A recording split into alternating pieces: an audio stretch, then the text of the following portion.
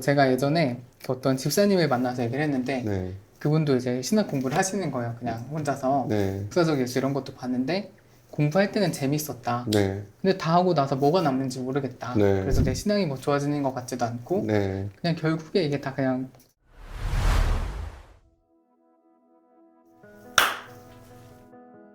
네, 안녕하세요. 저는 비아 프렌즈 장민혁입니다.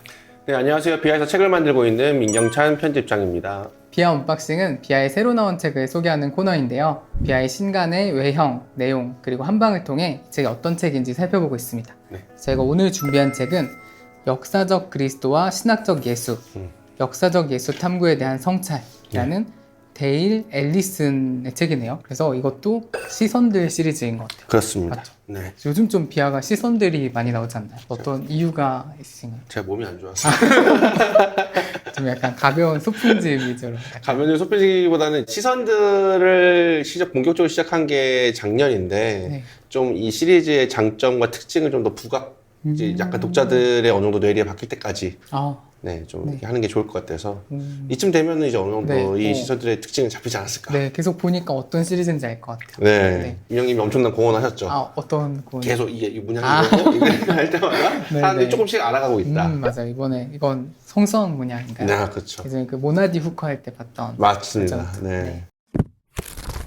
자, 제목부터 제가 얘기를 해보면은 네. 역사적 그리스도와 신학적 예수. 네. 이게 약간 그 저번 김학철 교수님 책이랑 비슷한 구성인 것 같아요. 역사적 예수와 신학적 그리스도 해야 될 것 같은데 그렇죠. 교차해서 이렇게 바꿔서 설명. 그렇죠. 그쵸? 그 자체로 굉장히 신학 공부하는 분들은 거의 약간 기본적으로 익히게 되는 건데 네. 역사적 예수와 음. 어떤 신앙의 그리스도 네. 보통 이런 게 통념인데 음. 이거를 뒤집어 본 거죠. 어, 독자분들이 이 책을 어떻게 읽느냐에 따라서 이 제목을 해석해 볼 수도 있을 것 같아요. 역사적 예수 탐구에 대한 성찰. 네. 이렇게 해서 저는 딱 피면은 네. 1탐구, 2탐구, 3탐구 이렇게 쭉 정리하면서 갈 줄 알았거든요. 네. 네. 근데 딱 시작하자마자 그건 다른 책에 많이 생략하겠다. 네. 그래서 좀 되게 이 부분에 새로운 관점을 제시해주는 책인 것 같아요. 그렇죠. 그러니까는 제가 보기에는 만약에 그런 식으로 교과서로 나왔다면 뭐 비아 문고라든지 뭐 만나다라고 했겠죠. 네네. 네, 역사적 예술 탐구와 만나다 뭐 이런 식으로 하든지 아니면은 비아 문고에서 역사적 예술 탐구 이렇게 네. 했겠지만 이거는 데일 앨리슨이라는 저자의 굉장히 특징을 잘 보여주는 책이기 때문에 비아 시선들에 배치했습니다. 시선들이 좀 그런 매력이 있는 것 같아요. 네. 좀 어떤 대가의 어떤 통찰력 그런 걸 잘 보여준 책인 것 같고 이 책도 어떤 컬러의 의미가 있나요? 이 컬러는 올해 굉장히 많은 분들에게 오해를 불러일으킴으로써 사랑받았던 예수의 마지막 날들. 아, 네, 사순들도 저도 읽었다가 한 방 먹고 당한 그쵸, 네, 그쵸. 그 예수의 마지막 날들의 폰트 색이 배경색이에요. 네. 그리고 배경색이 폰트 색이고. 그래서 페이스북에 이렇게 두 개 나란히 디자인한 거 이렇게 올리셨던 네네네네. 그 예수의 마지막 날들이 어떻게 보면 역사 비평의 정수? 네. 역사 비평을 엄밀하게 밀어붙였을 때 예수의 그 당시에 어떤 실제 어떤 역사상을 어떻게 재구성할 수 있는지를 보여주는 책이잖아요. 네. 근데 이 책은 결국에 작게는 역사적 예수, 넓게는 역사 비평의 한계란 무엇인가? 를 얘기하고 있는 책이기 때문에 네. 그런 식으로 해서 뒤집어 봤습니다. 그래서 두 개가 약간 연결되는 점이 있겠네요. 네, 그렇죠. 서로 함께, 그러니까 어느 하나가 역사 비평의 미덕을 보여준다면 하나는 역사 비평의 한계와 역사 비평으로 인해 생길 수 있는 우리가 혼란스러운 지점들이 있잖아요. 그거에 대해서 다시 한번 좀 고민을 해볼 수 있는 지점을 제공해준 책이기 때문에 네. 둘이 같이 읽으면 좋습니다. 그래서 두 책 다 김선용 박사님이 또 번역을. 그렇죠. 네. 그래서 저는 또 반가웠던 게 이 네.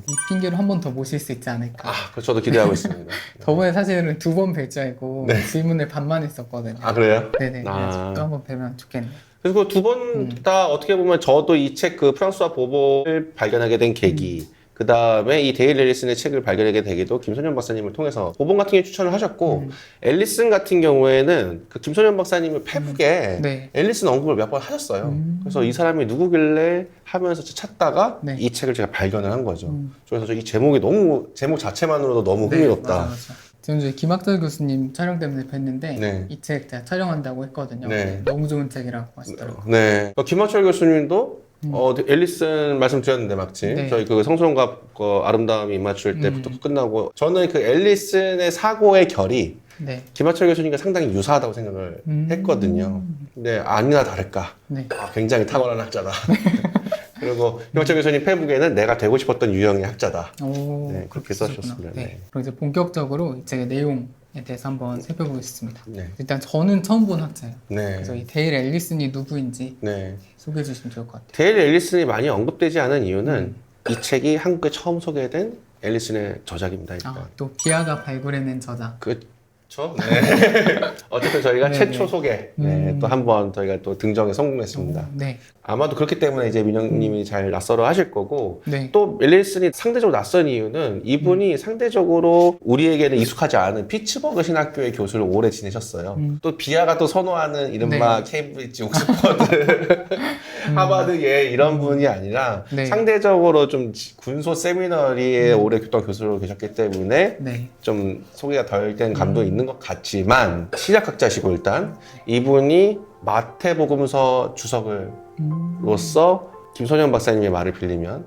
괴물 같은 주석이다. 네. 현존하는 마태복음서 주석 중에서 가장 탁월한 주석이라고 평가받는 거를 데일리슨이 썼습니다. 그래서 마태복음서 연구자로 널리 알려져 있고 네. 두 번째로 또 이제 그만큼 걸출한 업적을 남긴 분야가 바로 이 역사적 예수 탐구 분야. 그래서 역사적 예수 탐구 분야와 어떤 신약학, 복음서 분야, 그리고 그 중에서도 마태복음서에서 굉장히 걸출한 업적을 남긴 분야고, 보시면은 저자 소개 보시면 알겠지만은 그 Journal of Biblical Literature, Horizons of Biblical Theology, Journal for Study of New Testament, New Testament Studies, Journal for Study of the Historical Jesus 편집위원으로 활동하고 있다. 그러니까 이게 다 굉장히 저명한 학술지의 편집위원이거든요. 네. 그러니까는 어지간한 급수가 아니면은 안 되는 그런 저널에 하고 있고, 이제는 2013년 이후에 네. 우리가 알고 있는 또 몇 안 되는 신학교죠. 그렇죠. 네, 프린스턴 신학교의 교수를 맡게 되시면서 이제 조금씩 더 아마 한국에는 저희 이 책을 계기로 좀 더 소개가 되지 않을까 싶습니다. 이분이 또 장로교네요. 네. 그것도 신기한 것 같아요. 네. 한 번도 못 본 것 같아요. 비아책에서 장로교.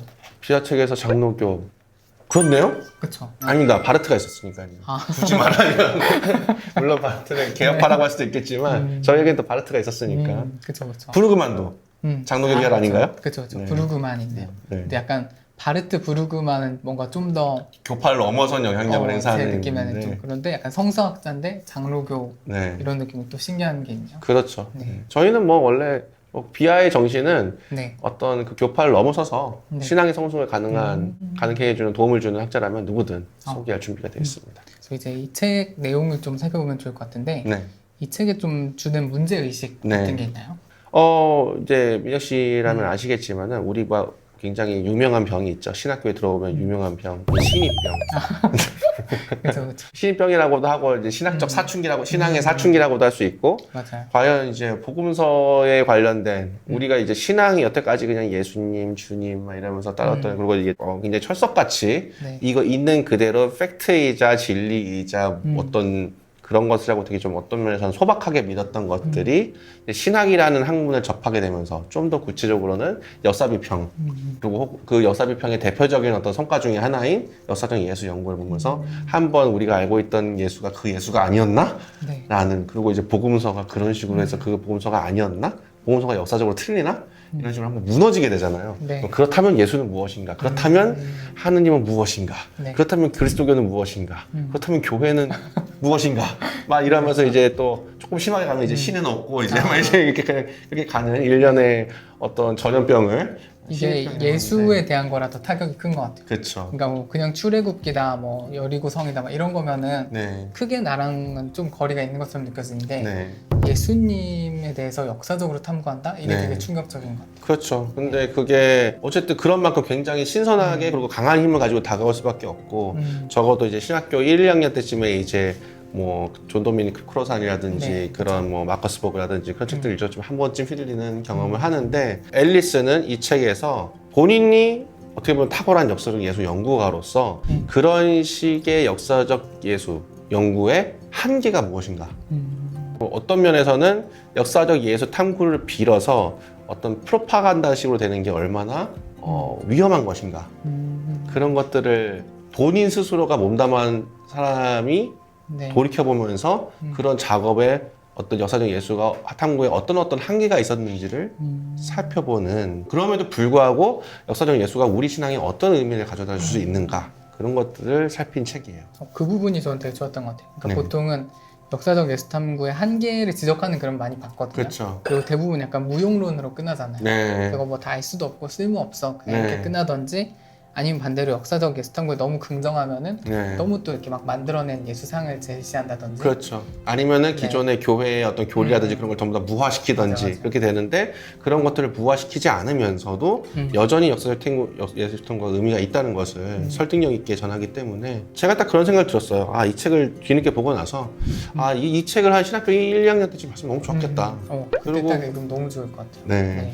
간만에 강한 공감을 하시는 것 같은데. 네, 저도 좀 최근에 읽었던 책 중에 좀 제가 제일 좀 공감할 만한 내용이었던 것 같아요. 네. 평소 고민하던 거랑 딱 맞닿아 있는 지점 같은 거여서, 이분이 또 글을 그런 식으로 많이 썼더라고요. 뭐 본인도 뭐 이렇게 혼란스러웠다 네. 그런 것도 있고, 그리고 그것도 재밌었어요. 뭐 아직도 오스카 쿨만 얘기하는 교수가 있다. 네, 그렇죠. 막 그런 거라든지 되게 공감이 갔던 것 같아요. 읽으면서 네. 신학생 입장에서. 그리고 어떤 면에서는 그런 조직 신학과 성사학자들의 암묵적인 갈등 맞아, 그런 맞아. 것에 대해서도 잘 짚어주고 있다는 네, 점에서도 굉장히 도움이 된다. 그러면서 역으로 우리가 이제 학부 때쯤에, 그리고 아니면은 대학원 석사 정도의 수준에서, 그러니까 은근히 그런 것에 대해서 메타적으로 사유하기는 좀 힘들거든요. 그러니까는 조직 신학 안에 들어가면은 어떤 게 조직학적 사유고 어떤 게 성사학적 사유인지가 본인도 헷갈리고, 그래서 조직신학 논의에 성사학 비판하고 성사학 논의에 이제 조직신학 쪽으로 비판하는 약간 어떤 면에서 적실하지만 사실은 생산적 대화를 나누기에는 좀 이상한 길로 빠지는 경향이 있는데, 서로 어떤 면에서 도움을 줄 수 있는가, 그리고 어떻게 대화를 나눌 수 있는지에 대해서 생각을 해보게 해주는 것 같아요. 이 책에서 정확히 네. 그런 내용을 완전히 다루고 있지는 않지만 적어도 그런 거에 대해서 생각해 볼 수 있게 해주는데, 그러니까 성서학자는 어쨌든 본문이 그 당시의 원래 의미가 어땠는가, 그렇잖아요. 물론 그렇다고 해서 이제 교회처럼 그 복음서에 있는 예수의 말이 진짜 예수의 말이라고 받아들이진 않지만, 적어도 마태의 신학적 해석품이라는 거는 지키려고 하는 거잖아요. 마태복음이라고 치면 원래 마태의 의도가 무엇이었나, 그것에 기본을 두려고 하고, 그 마태의 기독론과 요한의 기독론, 뭐 이를테면 그런 신학학이라고 한다면 각 신학을 이루는 그 각자 텍스트의 고유성을 인정하고 그 고유성의 개별적인 문제의식을 최대한 잘 밝히려고 하는 게 신학학이잖아요. 네. 근데 조신학은 어떻게 보면 그 전체가 이뤄내는 내러티브, 그 전체 그것을 포괄하는, 아니면은 그것을 굳이 이런 식으로 배치를 해가지고 교회에게 낭독되고자 하는 그 가르침 전체적인 사유가 있을 거 아니에요. 어떻게 하면은 정경을 고르게 한 신학적 사유가 있잖아요. 네, 네. 그걸 끄집어내서 그걸 바탕으로 다시 개별적 텍스트를 읽으려 하는 네. 그런 접근법 시작 자체가 좀 다른 거죠. 그러니까 어떤 지점은 겹치고 어떤 지점은 충돌하고, 근데 그런 점에서 적어도 우리가 그런 식으로 접근하고 있다는 차이를 알고 이야기를 한다면 좀 더 긍정적인 효과를 나올 수 있는데, 일단 접근 방법이 그런 식으로 차이가 있다는 것도 알기가 쉽지는 않죠. 그래서 앨리슨이 좀 그런 부분을 어느 정도는 보여주고 있는 거. 그렇죠. 어느 정도는 보여주고 있고 어느 정도 어떤 점에서 대화를 나눌 수 있는지도 약간은 보여주고 있습니다. 그 책 뒤에도 이게 나와 있었는데, 네.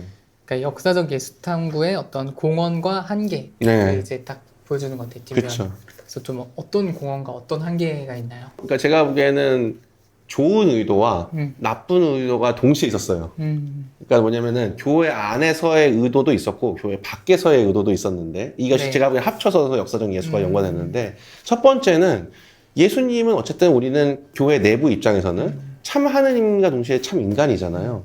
그러니까는 참 하나님이라는 건 오히려 알겠는데, 참 인간이라고 했을 때 그 인간의 면모가 있잖아요. 네. 그러니까 인간으로서 보여주신 그 길이 우리에게 이 지상에서 살아가는 동안 우리에게 본이기 뜨기 때문에 실제 예수님이 역사 속에서 어떻게 활동하셨는지가 굉장히 중요하고, 그것이 이제 역사적 예수를 찾으려는 네. 어떤 동력이 됐죠. 교회 내에서는. 하지만 교회 밖에서는 이런 생각이 있죠. 교회에서 선포하는 예수는 이미 교회 해석으로 채색된 예수다. 그리고 그런 채색 이전에 내추럴한 인간으로서의 예수가 진짜 있다라는 가정이 있고, 그거를 추적하기 위해서 교회 밖에서도 역사적 예수 탐구를 하죠. 네. 그래서 결국에는 오늘날 그 역사적 예수 연구는 그 두 개가 때로는 뒤섞이고 때로는 대화를 나누고 충돌하면서 나오는 게 바로 그 역사적 예수 탐구라고 할 수 있을 텐데, 그렇습니다. 저는 그 부분도 좋았던 것 같아요. 그 전기랑 자서전을 약간 비교하는 네. 대목이 있었던 것 같아요. 네네. 그러니까 역사적 예수 탐구자들은 자서전만을 네. 그 사람을 그려내는 것처럼 생각했지만, 그렇죠. 사실 전기도 그 사람을 잘 그려내는 것일 수 있다. 그렇죠. 맞습니다. 근데 그러니까 그런 식으로 제가 모습을 복원한다고 했는데, 네. 사실은 그 모습을 복원할 때 제가 아는 그 역사학을 전공하는 후배가 있는데 역사학을 전공하는 후배가 얘기하기를 이 성서학자들은 역사학자들보다 더 회의적으로 이 텍스트를 바라본다고 자료를 네. 그렇게 얘기를 하더라고요. 그리고 이제 앨리슨이 주장하는 어떻게 보면은 그 논증의 핵심이죠. 이제 이 역사적 연구가는 자료를 종합해서 어떤 무전제 속에서 자료들을 보고 그것에서 어떤 상을 만들어내는 자기도 예측하지 못한 상이 나온 게 아니라 이미 자기 속에 마음속에 예수상을 품고 어느 정도 이 초상을 갖춘 다음에 그걸 정당화해 줄 수 있는 방식으로 복음서를 솎아냈고 그렇게 해서 결과적으로는 자기가 그리고 싶었던 예수상을 역사적 실제 예수라고 주장한다. 네. 네. 그거는 어떻게 보면 자기의 예수상이지 네. 정말 실제 예수는 아니다. 그 조지 티렐이 했던 얘기처럼 네. 네. 우물에서 자기 그렇죠. 얼굴만 본다. 조지 티렐도 얘기했고 알베르토 슈바이처도 얘기했고 한 거를 이제 앨리슨은 어떻게 보면 자기 버전으로 그리고 이제 제 또 다른 그 무수한 시도가 행해진 다음에 다시 업데이트 시켜서 자기 나름대로 또 대안을 여기서 제시하고 있죠. 그리고 그 부분도 괜찮았던 것 같아요. 정통 신앙이 성경 주제를 왜곡한 사례들 네. 이렇게 들잖아요. 네. 그 부분도 흥미로웠어요. 아, 예수님이 아버지가 언제 오실지 모른다라는 본문을 이제 역사에서 계속 어떻게 해석하려고 시도했었는지. 근데 결국에는 그 시도들이 뭔가 좀 본문을 잘못 해석해왔다. 그래. 이게 그러니까는 민영님이 얘기했듯이 사실은 이 책에 크게 전반부가 있고 후반부가 있다고 치면 네. 전반부는 아마 복음주의자분들 아니면 보수적인 분들이 보면 엄청 좋아할 거예요. 안 그래도 역사적에서 역시 미실 적었는데 역시나 이런 문제점이 엄청나구나 했는데 사실은 그렇다고 해서 복음주의자분들이 이제 후반부 점점 서서히 들어가면 갈수록 이거 그렇다고 해서 우리 편도 아닌 것 같은데? 맞아. 칼뱅 틀렸다 막 이런 네. 그러니까는 제가 보기에는 앨리슨이 보기에 어떻게 보면은 자기가 마음속에 품고 있던 예수생을 투영한 거는 비단 역사적 예수 연구가만은 아니었던 거죠. 전통주의자들은 자신이 갖고 있는 전통주의자 예수상을 투영해서 성경을 읽으려고 했고 하지만 근데 이게 또 굉장히 또 놀랍게도 굉장히 복음적인데 실제 예수는 그 모두에 저항한다. 네. 네, 그 모두의 기대를 어긋나고 길들여진 예수는 예수가 아니다. 네, 그렇죠. 굉장히 열심히 읽으셨네요. 아, 그럼요. 이번 유달리 되게 열심히 읽으신 것 같은데요. 그래서 뭐 그런 내용도 기억이 나고 그러네요. 그래서 제가 예전에 어떤 집사님을 만나서 얘기를 했는데 네, 그분도 이제 신학 공부를 하시는 거예요. 그냥 혼자서 네, 역사적 예수 이런 것도 봤는데 공부할 때는 재밌었다. 네, 근데 다 하고 나서 뭐가 남는지 모르겠다. 네. 그래서 내 신앙이 뭐 좋아지는 것 같지도 않고 네, 그냥 결국에 이게 다 그냥 재밌네 흥미롭네 해서 끝나는 것 같다. 네. 이런 얘기만 하셨었거든요. 그렇죠. 그래서 많은 그 시청자분들도 그런 부분이 궁금할 것 같아요. 그러니까 역사적 예수 연구를 하는 건 알겠는데 그게 우리 같은 비전공자들한테 무슨 유익이 있는지 무슨 의미가 있는지 이런 부분이 궁금하실 것 같아요. 앞서서 제가 잠깐 얘기했지만 교회 내에서 역사적 예수 탐구를 충분했던 거는 네. 우리가 어떻게 보면 칼케돈 신경을 고백하기 때문이에요. 예수가 참 하느님인가 동시에 참 인간이다 네. 라고 했을 때 우리는 신앙인으로서 사실은 예수님을 참 하나님으로만 보려고 해요. 그러니까 뭐냐면 이때 그러고 사실은 결과적으로 그 말은 뭐냐면 예수를 그냥 신으로만 보려고 해요. 사실은 우리 어떻게 보면 진정한 의미에서 하느님이 아니라 네. 신으로 보여서 다시 한번 말하면 거리를 두고 어떤 초자연적 존재로 만들어 둔 다음에 네. 그 사람을 숭배하려는 것에 대해만 관심을 보여줘. 그래서 완전히 종교화시키는 거죠. 네. 안 좋은 의미에서. 그래서 나의 욕망을 투영해주고 소원을 들어주고 그런 존재로 그리고 어떤 그런 식으로만 예수의 어떤 그런 것들을 방식으로만 복음서를 읽고 그것을 강화하는 방식으로만 신앙생활을 하게 되고 결과적으로 그렇게 되면은 제가 보기에는 우리의 그리스도인들이 고백하는 거는 예수를 통해 드러나는 하느님을 믿는 거잖아요. 근데 그러면은 인간의 얼굴을 한 하느님을 믿는 건데 그거는 구체성이 있고 그렇기 때문에 예수님이 실제로 역사 속에서 어떻게 살아 숨쉬고 행동하고 활동했는지 되게 주도 면밀하게 우리한테는 어떻게 보면 우리가 정말 예수님이 하나님이 인간으로 오셨다는 걸 고백한다면 네. 예수라는 특정 시간, 특정 공간에 있던 한 사람으로 태어났다는 걸 고백한다면 그 사람의 삶을 굉장히 진지하게 탐구해야 될 의무가 생기는 겁니다. 그것이 우리의 어떤 인간으로서의 굉장히 자연적인 욕망과 다른다 할지라도 말대로 그거는 어떻게 보면 우리 알게 모르게 기독교인이 그냥 자연적인 인간의 욕망에 예수를 기다리려고 하는 식일 수도 있는 거죠. 그럼 결과적으로 우리는 우리의 참된 하나님을 네. 그냥 우리가 만들고 싶어하는 신으로 만들어버리는 그러면 결과적으로 기독교 신앙을 배반하게 된다. 우리 스스로. 그런 문제가 있는 거죠. 그렇기 때문에 역사적 예수 탐구는 꼭 어떤 그런 회의주의적인 시선 때문이 아니라 네. 정말 참다운 어떤 성숙한 신앙을 추구하려는 길 가운데서도 반드시 마주할 수밖에 없는 굉장히 중요한 수단이다. 이렇게 얘기할 수 있습니다. 앞으로 저도 이렇게 대답해야겠네요. 그럼 편집장님이 생각하는 이 책을 읽는 팁. 이 책 가지고 잘난 척하는 법을 알려드리자면 이른바 칸트의 유명한 세 가지 질문 있잖아요. 네. 네, 나는 무엇을 할 수 있는가? 나는 무엇을 할 수 있는가? 나는 무엇을 희망할 수 있는가? 제가 보기엔 저는 저의 심증인데 확실하진 않아요. 저는 데일 앨리슨이 그 세 가지 질문을 문제를 품고 작업을 했다고 생각해요. 나는 역사적 예수에 대해서 얼마나 할 수 있는가? 네. 그리고 역사적 예수를 가지고 무엇을 할 수 있는가? 그 다음에 역사적 예수에게 무엇을 희망할 수 있는가? 그렇게 보니까 딱 구조가 맞는 것 같아요. 그렇죠. 네. 저는 그 질문을 가지고 앨리슨이 아마 그런 문제의식을 가지고 그러니까는 이 독자분들도 그런 질문을 가지고 이 책을 보신다면 나름대로 이 카테고리가 정리가 될 거예요. 네. 네. 역사적 예수에게 무엇을 할 수 있는가? 앨리슨은 어떻게 얘기했나 정리를 하고 그 역사적 예수를 가지고 우리가 무엇을 할 수 있는가? 앨리슨은 어떻게 얘기했나? 이렇게 하고 그다음에 앨리슨은 역사적 예수를 통해서 우리가 무엇을 희망할 수 있다고 얘기했나? 그다음 나는 어떻게 생각하고 이렇게 하면은 이 책에 대해서 굉장히 잘 정리가 되고 더 깊은 얘기를 할 수 있을 겁니다.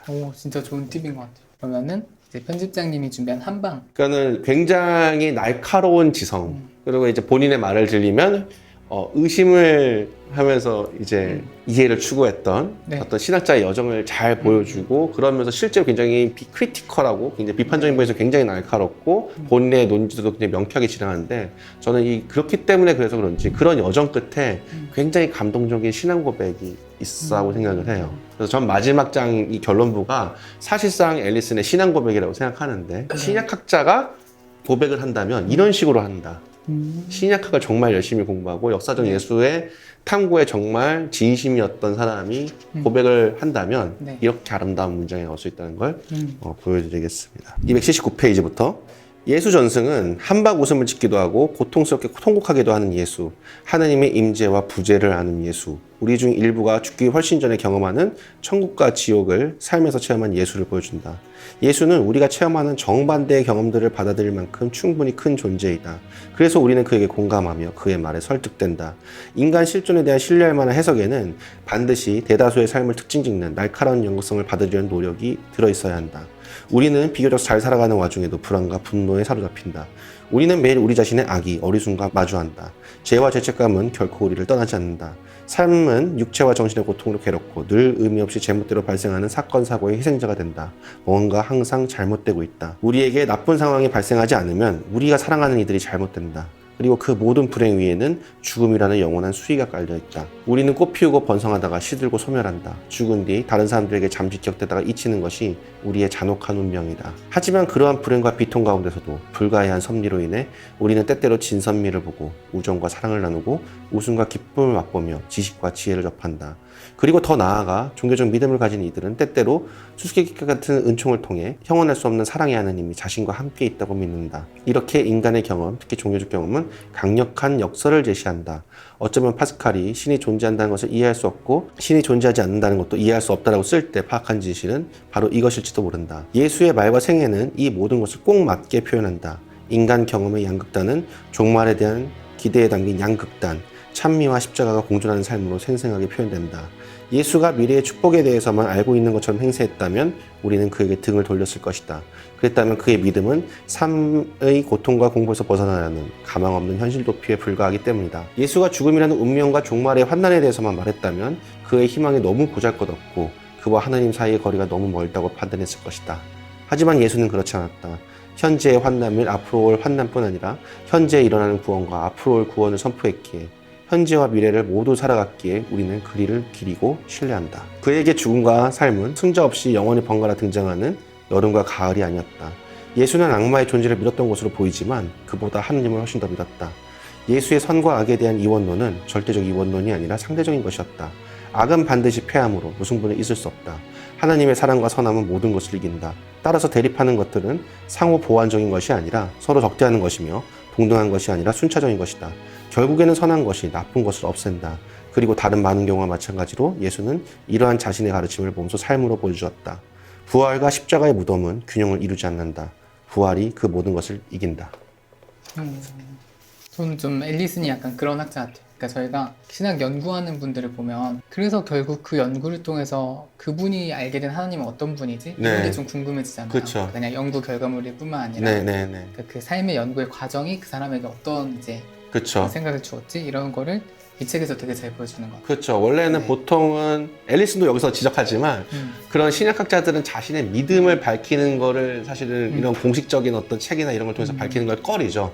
그리고 특히나 어떤 이른바 복음주의 학자들이 아닌 네. 좀 더 아카데믹한 학자이면 학자일수록 그걸 더 그런 경향이 강한데 앨리슨은 놀랍게도 굉장히 아카데믹한 그런 탁월한 업종을 하고 있는 분임에도 불구하고 굉장히 과감하게 탐구를 통해서 얻은 깨달은 걸 이걸 녹여내서 자신의 신앙을 고백했다. 그리고 그 책이 바로 그 어떤 모든 것이 담겨 있는 게 바로 이 작은 책이다. 네, 그래서 저희가 오늘은 역사적 그리스도와 신학적 예수, 역사적 예수 탐구에 대한 성찰이라는 데일 앨리슨의 책을 같이 한번 살펴봤는데요. 네. 저는 약간 신학을 공부를 이제 시작한 분들은 꼭 이 책을 봐야 될 것 같아요. 네. 헬무트 틸리케의 신학을 시작한 이들에게 네, 네. 그거랑 이 책이 약간 두 개가 같이 있으면 좋을 것 같은데 맞습니다. 네. 그 책은 약간 되게 따뜻하게 선배가 네. 이렇게 나도 그럴 때가 있었어 뭐 이런 느낌으로 얘기해준다면 네. 이분은 자기가 느꼈던 그 혼란을 되게 생생하게 얘기하면서 네. 제가 그걸 어떻게 극복해가는지 여정을 되게 잘 보여주는 그런 맞아요. 맞아요. 네, 그래서 이렇게 좀 성서학을 접하고 또 신학을 공부하는 분들이 이 책을 읽으면은 좀 그 둘 사이를 어떻게 그 양극성을 극복해가면서 신앙생활을 할 수 있을까에 네. 대한 어떤 힌트를 그렇죠. 얻을 수 있을 것 같아요. 그리고 신학하는 길과 신앙하는 길이 너무 분열되지 않으면서 네. 신학과 자신의 신앙을 어떤 식으로 어쨌든 둘 다 익어가게 할 수 있는가, 둘 다 성숙시켜갈 수 있는가 그런 것을 모색하는 데 굉장히 도움을 줄 겁니다. 오늘 준비한 영상은 여기까지고요. 다음에 또 좋은 책으로 돌아오도록 하겠습니다. 감사합니다. 감사합니다.